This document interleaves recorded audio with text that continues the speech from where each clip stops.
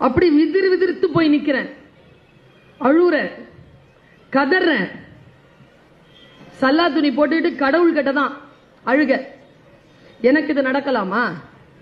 எனக்கா நடக்கிறது? எனக்கு ஏன் இப்படி நடக்கிறது?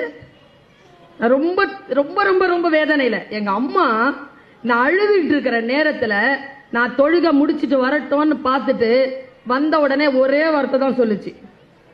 நீங்க எல்லாரும் தெரிஞ்சுக்கோங்க, சில வார்த்தைகள் அப்படித்தான் வரும். நீங்கள் அறம் சார்ந்து இருந்தால். அம்மா சொன்னாங்க, அழாத, அழவே அழாத. நீ உண்மையானவளா இருக்கிற அப்படின்னா யார் உனக்கு இந்த துன்பத்தை தந்தார்களோ அவர்களை இறைவன் உனக்கு முன் சோழி போல் கொண்டு வந்து போடுவார்.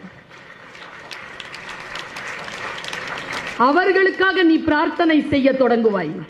அப்போ சொல்லுவ, கடவுளே நான் இப்படி ஒன்னும் சொல்லலையே உங்ககிட்ட, இந்த அளவுக்கு பரிதாபகரமா அவங்களை கொண்டு வந்து என் முன்னால நிறுத்தி இருக்கியேன்னு அவர்களுக்காக பிரார்த்தனை செய்யும் காலம் உனக்கு வரும் என்று என் தாய் சொன்னால் 15 ஆண்டுகளில் அது வந்தது.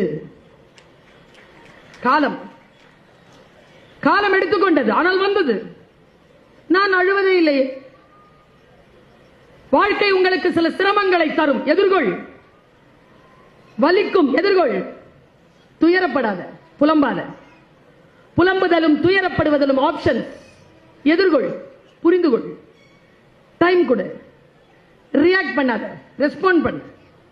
வாழ்க்கையில் அடுத்தது என்ன என்று யோசி. அடுத்த நிலையில் உன்னை நீயே நிமிர்த்திக் கொள்வதற்காக வேலைகளை தொடங்கு. வாழ்க்கையில் உலகத்திலேயே வாழ்க்கையில் எது தெரியுமா பெரும் குற்றம்? பெரும் குற்றத்தை சொல்லிவிட்டு போகிறேன். பெரும் குற்றம் எது என்றால் இந்த உலகத்தில் சோகமாக இருப்பதுதான். சோகமாக இருப்பது போல் பெரும் குற்றம் இல்லை. வாழ்க்கையில் ஆகப்பெரிய கிஃப்ட் எது தெரியுமா? மகிழ்ந்து இருப்பது.